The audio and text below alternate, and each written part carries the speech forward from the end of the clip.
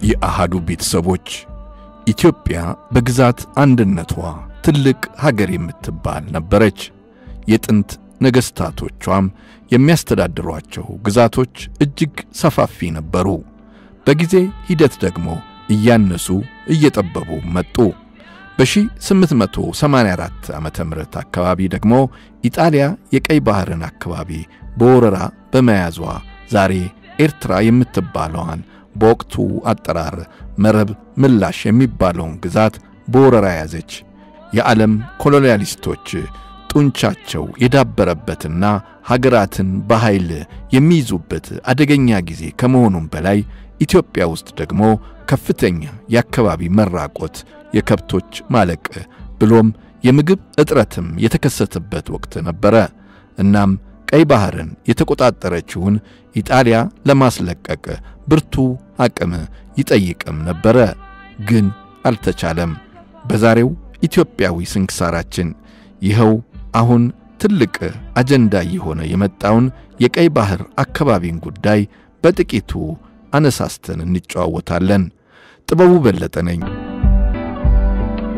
ኢትዮጵያ ለብዙ ሺህ ዘመናት በቀይ ባህር ዳርቻ ላይ ተታካ የኖረች በፈረንጆቹ አጠራር ስትራቴጂክ ሀገር ወይም ለኢኮኖሚ፣ ለፖለቲካ፣ ለማህበራዊ ጉዳዮች በጣም አስፈላጊት ሀገር ነበረች። ይሁን እንጂ የቀይ ባህርን ዙሪያ ቅኝ ገዢዎቹ እነ ኢጣሊያ መያዝ ጀመሩ። የዛሬዋ ኤርትራም በኢጣሊያ ቅኝ ስር ወደቀች። እስከ አድዋ ጦርነት ድረስም ቀይ ባህር ላይ ኢጣሊያ ቆይታ ከዚያም ኢትዮጵያን ወረረች። ዳግማዊ አጼ ምኒልክም የአድዋን የጦርነት አዋጅ አወጁ። በዚያ አዋጅ ውስጥ ስለ ኢጣሊያና ቀይ ባህር ጉዳይም ጠቅሰዋል። እንዲህም ይላሉ: ጠላት እግዚአብሔር የወሰነልንን የባህር በር አልፎ መጥቷልና እኔም የሀገሬን ከብት ማለቅ የሰውንም መድከም አይቼ እስካሁን ዝም ብለው ደግሞ እያለፈ እንደ ፍልፈል መሬት ይቆፍር ጀመር እያሉም አዋጅ ውስጥ አሰምተዋል። ይህ አዋጅ ታሪካዊ ነው። የኢትዮጵያን የግዛት ድንበሯንም ያሳያል። ኢጣሊያ በኤርትራ ምድርና በቀይ ባህር ላይ 50 ዓመታት ቆይታለች። ከዚያም እንግሊዝ ኢጣሊያንን አስወጥታ 10 ዓመታትም ቆየች። ከ60 ዓመታት በላይ በቅኝ ገዢዎች ስር የኤርትራ ሕዝብም መከራውን ያይ ነበረ። ይህም እንደ ሌሎቹ የአፍሪካ ሀገሮች ሁሉ ኤርትራም ቅኝ ግዛት ውስጥ ነበረች። ቅኝ ገዢዎቹ ከሚያካሂዷቸው መጥፎ ድርጊቶች መካከል ኤርትራውያንን ከአራተኛ ክፍል በላይ እንዳይማሩ ያደርጓቸው ነበረ። ከዚያም ባለፈ የቅኝ ገዢዎቹ የቤት ውስጥና የግል አገልጋዮች እንዲሆኑ ብቻ ያደርጓቸውም ነበረ። ታዲያ ከዚያ አስከፊ አስተዳደር ለመላቀቅ አንዳንድ ኤርትራውያን ድንበር ተሻግረው ወደ ኢትዮጵያ በመምጣት የጸረ ኮሎኒያሊዝም ትግል ከወንድሞቻቸው ከእህቶቻቸው ከቀሪው ኢትዮጵያውያን ጋር በመሆን ጣሊያኖችን ይፋለሙ ጀመረ። ለ5 ዓመታት ደግሞ ኢጣሊያ ኢትዮጵያን ወራ የጸረ ፋሺዝም ትግል በረታ። በመጨረሻም ሚያዝያ 27 ቀን 1933 ዓመተ ምህረት ኢትዮጵያውያን ከኤርትራ ወንድሞቻቸው ጋር በመሆን ፋሺዝምን ድል አደረጉ። ከሚያዝያ 1933 ዓመተ ምህረት በኋላ የኢትዮጵያ መንግስት ኤርትራን ከእናት አገሯ ኢትዮጵያ ለመቀላቀል ትልቅ ትግል ውስጥም ገባ። በዚያን ጊዜ ኤርትራን ከቅኝ ገዢዎቹ ከእንግሊዝ ከጣሊያን መዳፍ ውስጥ አውጥቶ ወደ ኢትዮጵያ መቀላቀል ይቻላል ብሎ ማሰብም በጣም ከባድ ነበረ። ነገር ግን በዘርፈ ብዙ መንገዶች ትግሉ መቀጣጠል ጀመረ። ኤርትራውያንን የመቀስቀስ የማንቃቱም ሥራ በሚዲያ በኩልም ተጀመረ። የዚያን ጊዜ የኤርትራ ድምፅ የምትባል ጋዜጣ ነበረች። እነ ፕሮፌሰር አማኑኤል ከዚያም ተመስገን ገብሬም ያዘጋጃት ነበረ። የጋዜጣ ዓላማ ኤርትራን ከቅኝ ገዢዎች በማላቀቅ የኤርትራ ሕዝብም ከወንድምና እህቱ ከኢትዮጵያ ሕዝብ ጋር የሚገናኝበትን መንገድ የሚታተምባት ጋዜጣ ነበረች። የጋዜጣዋ ሽያጭም በሙሉ ገቢው ለኤርትራ ታጋዮች የሚላክ ነበረ። በጋዜጠኝነት ሙያ ለዚህ የነጻነት ትግል ተመስገን ገብሬ ያበረከተው ውለታም ግዙፍ ሆኖ በኤርትራ ታሪክ ውስጥ ከኢትዮጵያ ይገለጻል።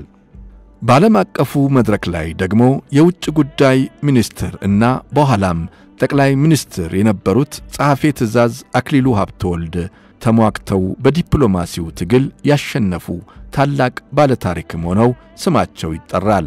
10 ዓመት ሙሉ በተባበሩት መንግስታት ድርጅት ውስጥ ከቀኝ ገዢዎች ጋር ተሟግተው በመጨረሻም በዲፕሎማሲው መድረክ ድል ያደረጉት እኚህ ታላቅ ሰው ጸሐፌ ትእዛዝ አክሊሉ ሀብተወልድ ተግባራቸው ብዙ ነገሮችን ያስተምረናል። ኢትዮጵያ ታሪካዊ የባለቤትነትና የግዛት መብት እንዳላት እንዲሁም ሀገራቸው የባህር መውጫና መግቢያ ተነፍጋ መኖር እንደማትችል ጭምር በዓለም አደባባይ ሞግተው የረቱ ናቸው። 10 ዓመታት ረጅም ጊዜያት ቢሆኑም ግን እውነትን ሐቅን ይዞ ተሟግቶ ድል ማድረግ እንደሚቻልም አስተማሪ ታሪክ ነው። ኤርትራ ከእናት አገሯ ኢትዮጵያ ጋር በፌዴሬሽን እንድትቀላቀል በ1943 ዓ.ም የተወሰነው ውሳኔ የሁለቱን ሀገራት ሕዝቦች ወደ አንድነት ያመጣ ነበረ። ይሁን እንጂ እንደገና የመገንጠል ፍላጎትን ይዘው በተነሱት በጀብሃና በሻዕቢያ ቡድኖች አማካይነት የመሳሪያ ትግሎች መካሄድ ጀመሩ። በኋላም ሕዝባዊ ግንባር የሚባለው ቡድን ኃይሉን እያጠናከረ ከውጭም ብዙ ድጋፍ እያገኘ ለኤርትራ ነጻነት ከመታገሉም በላይ በኢትዮጵያ የውስጥ ፖለቲካ ውስጥ እየገባ ታጣቂዎችን እያሰለጠነም በቀጥታም በተዘዋዋሪም የኢትዮጵያ ማዕከላዊ መንግስት እንዲዳከም ሰርቷል። ከደርግ መንግስት ጋር በተደረገው የ17 ዓመት ጦርነት የኤርትራው ሕዝባዊ ግንባርና የትግራዩ ሕዝባዊ ወያኔ ሓርነት ትግራይ በኋላም ደግሞ ኢህአዴግ በጋራ ሆነው ሥርዓቱን ጣሉት። ከደርግ ውድቀት በኋላ ብዙም የረባ ውይይት የድንበር ማካለልም ሳይደረግ አሰብን ጨምሮ ኢትዮጵያ ብዙ ነገሮችን አጣች። በተለይ አሰብ ሙሉ በሙሉ የኢትዮጵያ ግዛትና ይዞታ ሆኖ ሳለ ወደ ኤርትራ የተጠቃለለበት ምክንያት እስካሁን ድረስ የሚያስረዳም አንድም ሰው የለም። የኢትዮጵያና የኤርትራ ፍቺ እርግጠኛ ከሆነ ፍቺው ሲከናወን አብሮ የንብረት ወይም የግዛት ክፍፍል በሽማግሌዎች አሊያም በዳኞች ይሁንታ ማግኘትም ነበረበት። ነገር ግን ያ ሳይሆን ቀርቶ ኢትዮጵያ ላይ የደረሰው ፍትሃዊ ያልሆነው በደል እስካሁን ድረስ ክፉኛ እየጎዳትም ይገኛል። ኢትዮጵያ የራሷን ግዛት ማለትም አሰብን አታ ለጅቡቲ ወደብ $1.6 ቢሊዮን በየዓመቱ የምታወጣው ወጪ አንድ መካከለኛ ወደብም ይገነባል ተብሎ ይታሰባል። የራሷን ግዛት አታ ለዓመታት በዚህ ሁሉ ወጪ ውስጥ ያለችው ኢትዮጵያ ወደቧን መልሳ ለማግኘት ብርቱ የዲፕሎማሲና የፖለቲካ ትግልም ይጠብቃታል። እስከዚያው ፈጣሪ ኢትዮጵያንና ሕዝቧን አብዝቶ ይጠብቅልን።